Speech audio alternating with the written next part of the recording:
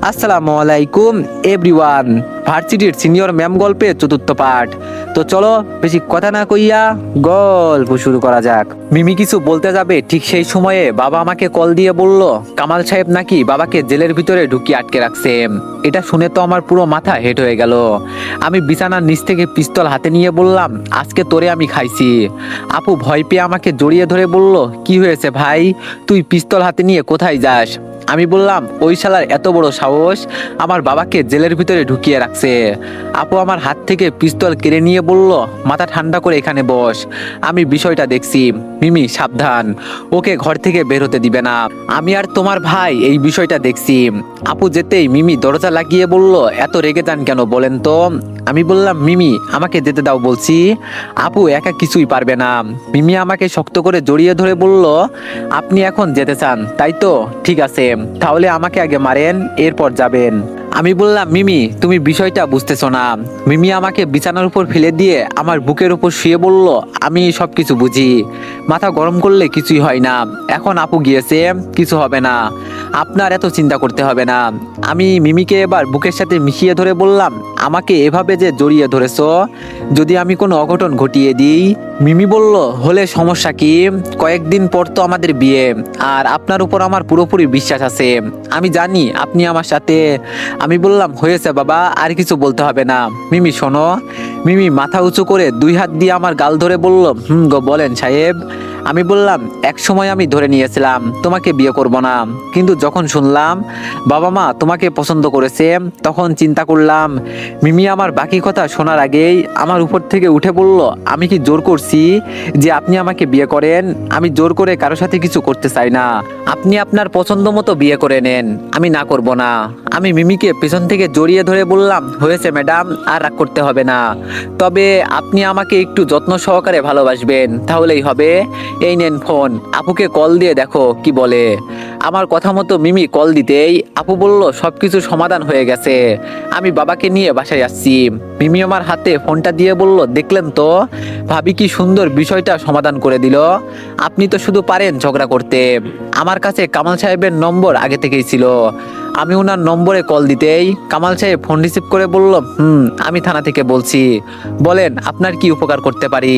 আমি বললাম, হাত পা কেটে বস্তার ভিতরে ঢুকিয়ে রাখবো, কেউ বলতেও পারবে না তোর শত্রুতা আমার সাথে। এর মাঝে আমার বাবাকে টেনে নিয়ে আসলি কেন? ওপাশ থেকে কামাল সাহেব বলল, ও তুই, ভাগ্য বলো যে তোরে সেই দিন ম্যাডাম বাঁচিয়ে নিয়েছে। আমার সাথে শত্রুতা করে খুব বড় ভুল করে ফেললি, এর হিসাব কিন্তু আমি হাতে নাতে বুঝিয়ে দিব, বুঝিস কিন্তু। মিমি ফোনটা টান দিয়ে নিয়ে কল কেটে দিল, আর আমার উপর রাগি চেহারায় তাকিয়ে বলল, এই আপনি কবে ভালো হবেন বলেন তো? পারেন তো শুধু গাধার মতো ঝগড়া করতে। বিয়ের পর যদি এইসব কিছু করেন না, তাহলে আপনাকে ছেড়ে আমি অনেক দূরে চলে যাব, এই বলে দিলাম। ভাবছিলাম আপনি হয়তো ভালো হয়ে যাবেন, কিন্তু না, ভালো হবেন না, থাকেন আপনি আপনার মতো। যাক বাবা, মিমিও রেগে চলে গেল। আমি এবার বিছানায় শুয়ে এক ঘুম দিলাম। ঘুম থেকে উঠে বের হয়ে দেখি সবাই একসাথে মিলে আড্ডা দিচ্ছে। আমাকে দেখে আম্মু বলল, বাবা মিমি নাকি আজকে চলে যাবে, যা ওকে একটু এগিয়ে দিয়ে আয়। মিমি আমার উপর রাগ দেখিয়ে বলল, আমাকে এগিয়ে দিয়ে আসতে হবে না, আমি একাই যেতে পারবো। ভাবি তাহলে আমি গেলাম। মিমি বাসা থেকে বের হতেই আপু আমাকে ধমক দিয়ে বলল, এভাবে হাবলা হয়ে দাঁড়িয়ে না থেকে মিমিকে এগিয়ে দিয়ে আয়, যা, মেয়েটা একা একা যেতে পারবে না। আপুর কথা শুনে বাসা থেকে বের হতেই দেখি মিমি রিক্সার জন্য রাস্তার পাশে দাঁড়িয়ে আছে। আমি গিয়ে ওর পাশে দাঁড়িয়ে বললাম, সরি। মিমি কোনো কথা না বলেই দাঁড়িয়ে আছে। আমি আবার বললাম, সরি ম্যাডাম, আমার ভুল হয়ে গেছে, আমাকে মাফ করে দেন প্লিজ। মিমি রিক্সায় উঠে গেল আমাকে একা রেখে। আমি তাড়াতাড়ি মিমির পাশে বসে ওকে এক হাত দিয়ে জড়িয়ে ধরে বললাম, যাও, তোমাকে আমি কথা দিলাম, আজকের পর থেকে আর কখনো ঝগড়া করব না। মিমি এবার কান্না করে আমার বুকে মুখ লুকিয়ে বলল, আপনার কিছু হলে বুঝি আমি থাকতে পারবো? আপনি বোঝেন না কেন আপনাকে আমি কতটা ভালোবাসি। আমি বললাম, একদম কান্না করবে না, আমি বললাম তো আজকের পর থেকে আমি কারোর সাথে কোনো ঝগড়া করব না। মিমি বলে চোখের পানি মুছে বলল, আপনাকে ছেড়ে দিতে ইচ্ছে করছে না, কিন্তু কি আর করব, যেতে তো হবেই, না গেলে আবার আপনাকে স্বামী হিসাবে পাবো না। আসছিলাম ভাবির বাসায় বেড়াতে, বুঝি নাই এই অল্প সময়ে ভাবির ছোট ভাই আমার মন কেড়ে নিবে। Love you so much. আমি বললাম, তা রুই মাছ নাকি বোয়াল মাছ? মিমি বলল, দিব কিন্তু একটা, মজা করবেন না। মিমি ওর ব্যাগ থেকে কিছু টাকা দিয়ে আমার পকেটে গুজে দিয়ে বলল, সিগারেট খাওয়া কমিয়ে দিবেন, আমাকে কিন্তু নিয়মিত কল দিবেন, না হলে আপনার অবস্থা খারাপ করে দিব। আমি বললাম, এই পাগল হয়েছো, আমি টাকা দিয়ে কি করব? মিমি বলল, কিছু করতে হবে না, আমার হবু হাজবেন্ডকে আমি টাকা দিয়েছি, তাতে আপনার কি? আমি বললাম, আচ্ছা বাবা সরি, আমার ভুল হয়ে গেছে। বাস স্টপে আসতেই মিমি রিক্সা থেকে নেমে আমাকে জড়িয়ে ধরে বলল, নিজের খেয়াল রাখবেন, আমি আসার আগ পর্যন্ত প্লিজ কারোর সাথে কোনো ঝামেলা করবেন না, নিজের খেয়াল রাখবেন আর ঠিকঠাক মতো খাবার খাবেন। আমি মিমিকে ছাড়িয়ে ওর কপালে একটা চুমু দিয়ে বললাম, তোমার প্রতিটা কথা আমি অক্ষরে অক্ষরে পালন করব, এখন তাহলে যান। মিমি বলল, আমার আরো কিছু চাই। আমি বললাম, যত যা লাগবে বিয়ের পর দিব, এখন যাও। মিমিকে বাসে তুলে দিয়ে বাসার দিকে আসবো, তখন পাশ থেকে রাসেল ওর বন্ধুদের সাথে বলছে, ইস বেচারা নতুন নতুন বিয়ে করবে, তবে বিয়ে করে আর কি লাভ, বিয়ের আগেই তো ওর সাথে আমরা সবকিছু করে নিব, বেচারা অসহায় বয়ফ্রেন্ড। আমি রাসেলের কথা শুনে চুপচাপ আমার মতো আমি চলে যেতে লাগলাম। আমি মিমিকে কথা দিয়েছি, এই কয়েকদিন আমি কারোর সাথে কোনো ঝামেলা করব না। হেঁটে হেঁটে বাসায় চলে গেলাম, ভাবলাম বিয়ের পর একেবারে কলেজে যাব, এই জন্য আর কলেজে আমার যাওয়া হয় নাই। বন্ধুদের সাথে যোগাযোগ করা আমি বন্ধ করে দিয়েছি, ওরা সব কয়টা স্বার্থপর, ওরা শুধু ওদের চিন্তাই করে। এই কয়েকদিন মিমির সাথে আমার সম্পর্ক আরো গভীর হয়েছে, প্রতিদিন ওর সাথে মিনিমাম 7-8 ঘন্টা কথা বলতে হতো। আমি বকা দিতেই ও শুধু কান্না করতো। দেখতে দেখতে বিয়ের সেই কাঙ্ক্ষিত দিন ঘনিয়ে আসলো। আজকে সারা রাত মিমি আমার সাথে কথা বলছিল, একটু আমাকে ঘুমাতে দেয় নাই। ওকে কত করে বললাম, সকালে আমাদের বিয়ে, একটু ঘুমাতে দাও আমাকে, কিন্তু ও আমার কথা শোনেই নাই। সকালে ঘুমের ঠেলায় পড়ে যাচ্ছি, আপু এসে বলে গেল গোসল করে কাপড় পরে রেডি হতে। মেহমান মোটামুটি সবাই চলে আসছে, বিছানা থেকে উঠে বসলাম, মাত্র ঠিক সেই সময়ে অচেনা নম্বর থেকে কল এলো। আমি ফোন রিসিভ করে ঘুম ঘুম কণ্ঠে বললাম, হ্যালো, কে বলছেন? ওপাশ থেকে ঝাঁঝালো রাগী কণ্ঠে হুঙ্কার দিয়ে বলল, আধা ঘন্টার ভিতরে রেডি হয়ে কলেজের সামনে থাকবে, না হলে জীবনের মতো পড়াশোনায় লালবাতি বসিয়ে দিব। সকাল সকাল রিয়া ম্যাডামের এমন কণ্ঠ শুনে আমার ঘুম উড়ে গেল।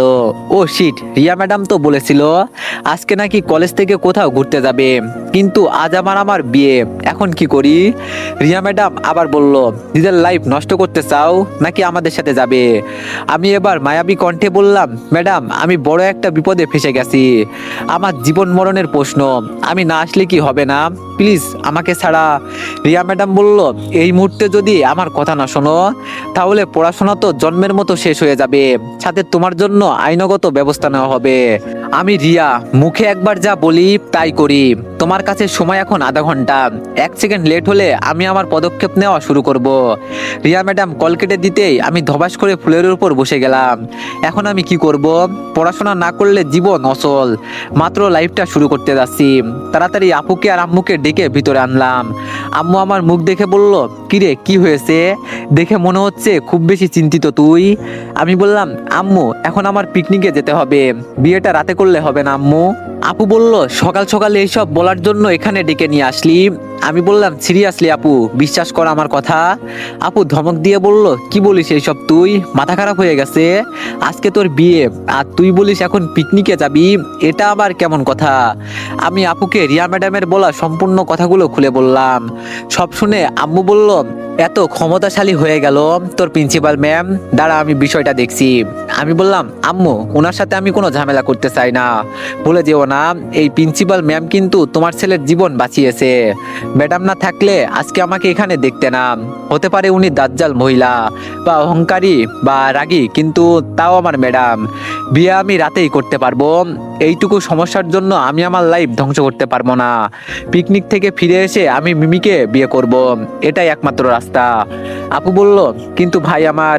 আমি বললাম, সবাইকে যেভাবে বোঝানোর দরকার সেভাবেই বুঝা, আর 15 মিনিট সময় আছে আমার কাছে। আমি শার্ট প্যান্ট পরে তাড়াতাড়ি রেডি হতে লাগলাম। আম্মু শুধু বলছে, কি হচ্ছে এইসব আমি কিছুই বুঝতে পারছি না, তোর মন যা চাই তাই করবি নাকি? আমি জানলার কাছে গিয়ে বসলাম, বাসা থেকে বের হয়ে গেলে সবাই ভাববে আমি হয়তো পালিয়ে চলে যাচ্ছি, এখন জানলা দিয়ে গেলাম। আর হ্যাঁ আপু, মিমিকে বলবি আমার জন্য অপেক্ষা করতে, আমি ফিরে এসে ওকে বিয়ে করব। জানালা দিয়ে বের হয়ে রিক্সা খুঁজতে লাগলাম, কিন্তু গাড়ির যেই জ্যাম, গাড়িতে গেলে 1 ঘন্টার সময় তো পার হয়েই যাবে, এর থেকে দৌড়ে যাই, এটাই আমার জন্য ভালো হবে। শেষে কোনো উপায় না পেয়ে দৌড়াতে শুরু করলাম। 1 মিনিট আগে চলে গেলাম কলেজের গেটের সামনে, গিয়ে দেখি রিয়া ম্যাডাম আমার জন্য এতক্ষণ অপেক্ষা করছিল। আমাকে আসতে দেখে উনি বলল, সবাই এখন গিয়ে বাসের ভিতরে বসো, অল্প কিছুক্ষণের মধ্যেই আমরা রওনা দিব। আমি নিচে বসে হাঁপাতে লাগলাম। আসলেই আমি রিয়া ম্যাডামকে যতটা ভালো ভাবছিলাম তার থেকেও তিনি ততটা রাগী আর বদমেজাজি। রুদ্র সবার সাথে বাসের দরজার সামনে চলে গেল। আমি ওকে ডাক দিলাম, রুদ্র শোন একটু। রুদ্র আমার ডাক শুনে আমার দিকে ফিরেও পর্যন্ত তাকিয়ে দেখে নাই, ওর মতোই বাসে উঠে গেল। না, এভাবে বসে থাকলে চলবে না। আমিও গিয়ে বাসের ভিতরে বসি।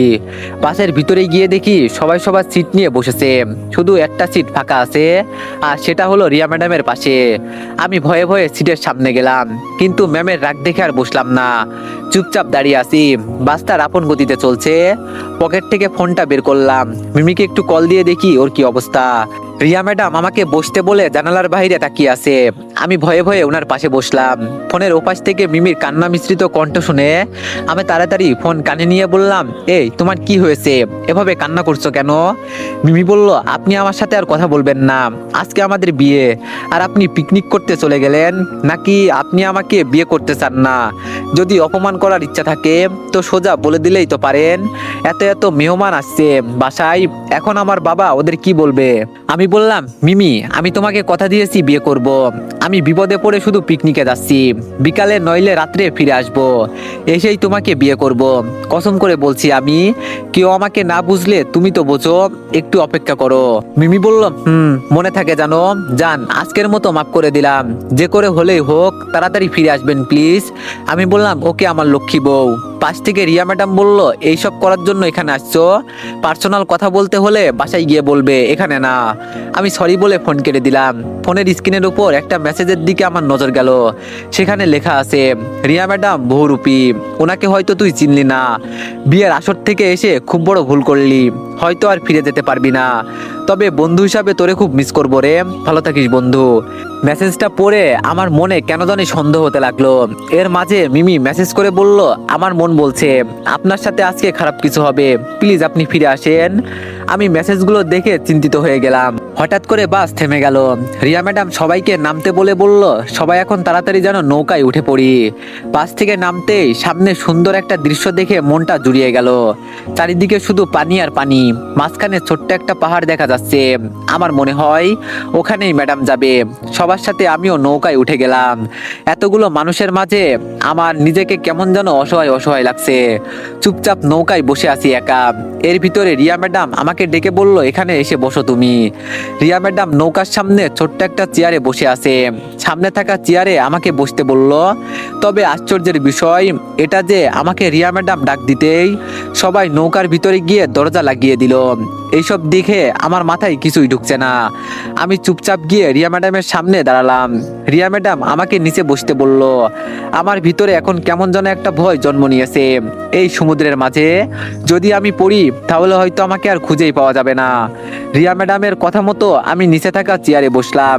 যদি আমার শরীরের ঝাঁকুনির কারণে চেয়ারটা 1 ইঞ্চি পরিমাণ নড়ে তাহলে সরাসরি আমি পানিতে। আমি নিচে বসতে রিয়া ম্যাডাম বলল, তার শরীর ঠিক আছে তো এখন? আমি বললাম, কেন ম্যাডাম, আমি যদি সুস্থ হই তাহলে আমাকে কি আবার মারবেন নাকি? রিয়া ম্যাডাম মুচকি হাসি দিয়ে বলল, মারলেই বা তুমি কি করতে পারবে?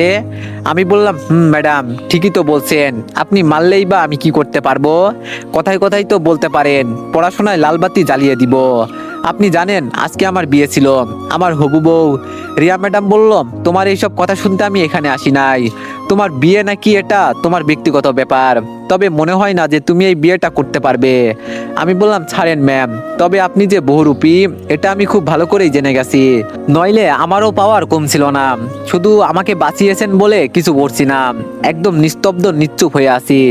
ম্যাডাম বলে একটু সম্মান করি। রিয়া ম্যাডাম বলল, নইলে আমার সাথে শারীরিক সম্পর্ক করতি নাকি?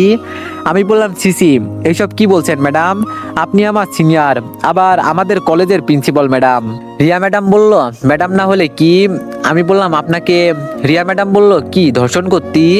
আমি বললাম, প্লিজ ম্যাডাম। রিয়া ম্যাডাম বলল, আমি রাজি হয়ে যাব। আমি বললাম, আমার। রিয়া ম্যাডাম বলল, কি তোর কথা শুনে তোরে একটা সুযোগ দিব? আমি বললাম, ম্যাডাম আপনি। রিয়া ম্যাডাম বলল, শরীর থেকে কাপড় খুলে ফেলবো? আমি বললাম, ম্যাডাম আপনি পাগল হয়েছেন? রিয়া ম্যাডাম বলল, আমি পাগলাবো না করে তোর কথায় রাজি হয়ে যাব, তাই তো? আমি বললাম, আপনার কি হয়েছে? রিয়া ম্যাডাম বলল, আমার কি হয়েছে যে আমি তোর কথায় রাজি হচ্ছি না, তাই তো? আমি বললাম, প্লিজ আপনার পায়ে পড়ি। আমি বললাম, আমার পুরো কথা তো শুনবেন ম্যাডাম। রিয়া ম্যাডাম ঠাস ঠাস করে আমার গালে চড় দিয়ে বলল, আমাকে কি বেশ্যাপাড়ার মেয়ে মনে হয় রে? আমার সাথে প্রেমের অভিনয় করে আমাকে রুমে নিয়ে গিয়ে শরীর থেকে কাপড় খুলবি, আবার নিজেও আমার সাথে মাস্তি করে তোর বন্ধুদের সামিল করবি? এত সস্তারে আমি দেশের বাইরে থেকে পড়াশোনা করে এসে তোর মতো বাচ্চা একটা ছেলের সাথে এইসব করব? আমাকে তোর কি মনে হয় আমি ম্যাডামের রাগী চেহারা আর আমার সাথে তুই তুকারি করে কথা বলাই অনেক বেশি ভয় পেয়ে গেলাম। তবে উনি যে কি বললেন এখন আমার মাথায় কিছুই ঢুকলো না। আসলে উনি আমাকে কি বোঝাতে চাইছেন? আমি ভয়ে ভয়ে বললাম, ম্যাডাম আমি কি কোনো অপরাধ করছি? আমার কথা শুনে রিয়া ম্যাডাম হতাশ হয়ে গেল। নৌকার নিচ থেকে হাতে করে একটু পানি নিয়ে মুখে দিল। ভদ্র দৃষ্টিতে আমার দিকে তাকিয়ে বলল, আমার জায়গায় অন্য কেউ থাকলে তোরে খুন করে ফেলতো। তবে আমার ধৈর্য এখন শেষ হয়ে গেছে। আমি বললাম, আমি কি করেছি এটা তো বলবেন। রিয়া ম্যাডাম বলল, সত্যি তুই কিছু জানিস না? আমি বললাম, জানলে কি না জানার ভান করতাম? থাক আর বলতে হবে না। এই কথা আমার বন্ধুরা বলেছে, তো ওরা আমাকে বলেছিল আমি যেন 1 লাখ টাকার বিনিময়ে আপনার সাথে প্রেমের অভিনয় করি, এইটুকুই। আমি রাজি হয়েছিলাম, কিন্তু যখন আপনি আমাকে বাঁচালেন তখন আমি ওদের সাথে সাথে না করে দিয়েছি। রিয়া ম্যাডাম বলল, আমার সামনে বসে এখনো তুই মিথ্যা কথাই বললি? আমি বললাম, এখানে আবার মিথ্যা কি, যা সত্যি তাই বললাম। রিয়া ম্যাডাম এবার রুদ্রকে ডাক দিল। রুদ্র দরজা খুলে বাইরে এসে বলল, জি ম্যাডাম। রিয়া ম্যাডাম বলল, ওর পরিকল্পনাগুলো একটু বলতো, নিজের কানে শুনতে চাই ও। মরার আগে এই আবদারটা একটু পূরণ করতে দে। রুদ্র আমার দিকে তাকিয়ে বলল, তুই তো আমাদের বলেছিলি ম্যাডাম আমাকে সবার সামনে অপমান করেছে, এজন্য ওনাকে পটিয়ে ভুলিয়ে ভালিয়ে রুমে নিয়ে যাব, আর সব কিছু ভিডিও করে এই ভিডিওটা নিজের কাছে রেখে ম্যামকে ব্ল্যাকমেল করব। তুই তো আমাদেরকেও বলেছিলি তোরা থাক আমাদের সাথে, যাতে রিয়া ম্যাডামকে ব্যবহার করতে পারবি। আমরা তোর কথায় রাজি হই নাই বলে তুই এখন আমাদের সাথে কথা বলিস না। তুই তো এমন ছিলি না বন্ধু, এতটা নষ্ট হয়ে গেলি কিভাবে তুই? রুদ্রের কথা শুনে আমার মুখের ভাষা অটোমেটিকলি বন্ধ হয়ে গেল। মুখ দিয়ে আমার আর কোনো কথাই বের হচ্ছে না। এবার আমি খুব ভালো করে ওদের পুরো সাজানো নাটক বুঝতে পারলাম। আমি ওদের কথায় রাজি হই নাই বলে ওরা রিয়া ম্যাডামের সাথে উল্টাপাল্টা কথা বলে আমাকে ফাঁসিয়ে দিয়েছে। রিয়া ম্যাডাম চোখ লাল করে বলল, জীবনে কোনোদিন একটা ছেলে পর্যন্ত আমার দিকে চোখ তুলে তাকিয়ে কথা বলার সাহস পর্যন্ত পাই নাই, আর তুই সেই দিনের একটা পিচ্চি ছেলে হয়ে আমাকে বলিস আমি তোর সাথে রুমে যাব? তোর মতো শয়তান ছেলে বেঁচে থাকলে কত কত মেয়ের জীবন নষ্ট হবে, এর কোনো হিসাব নেই। মৃত্যুর জন্য প্রস্তুত হ। আমি এবার তোত্তাতে তোত্তাতে বললাম, কি বলেন ম্যাডাম? রিয়া ম্যাডাম আস্তে করে বলল, তোরে মারার জন্য এখানে নিয়ে আসলাম, ভালো হবে না বল? একদিকে তোর হবু বউ অপেক্ষা করছে, আহা আফসোস হয় তোর লাজ যাবে বাড়িতে। রিয়া ম্যাডাম চুলগুলো বেঁধে হাতে একটা দড়ি নিয়ে বলল, আমাকে দেখে তোর সাদাসিধা মেয়ে মনে হয়, কোথাও কোথাও মানুষ আমাকে দেখেই ভয় পায়, এখন তুই চাইলেও আমাকে ভিলেন বলতে পারিস। ভিতর থেকে আমার সবগুলো বন্ধু বের হয়ে আমার হাত পায়ে এমন ভাবে ধরলো আমি যেন আর নড়তে পারছি না। রিয়া ম্যাডাম দড়ি হাতে নিয়ে আমার দিকে তাকিয়ে বলল, মরার আগে যদি তোর কোনো শেষ ইচ্ছা থাকে বলতে পারিস। আমি এবার হাসতে হাসতে বললাম, মারার ভয় আমাকে দেখান। ওই কি যেন একটা কথাই আছে না, রাকে আল্লাহ মারে কে। আমি কোনো সময় মৃত্যুকে ভয় পাই না, তবে শুধু এটুকু বলবো যে আমি বেঁচে গেলে সবাইকে কাঁচা জ্যান্ত মরিচ মিশিয়ে চিবিয়ে চিবিয়ে খাবো। রুদ্র তোরে খুব বিশ্বাস করতাম, আর তুই? রুদ্র কিছু না বলে মাথা নিচু করে দিল।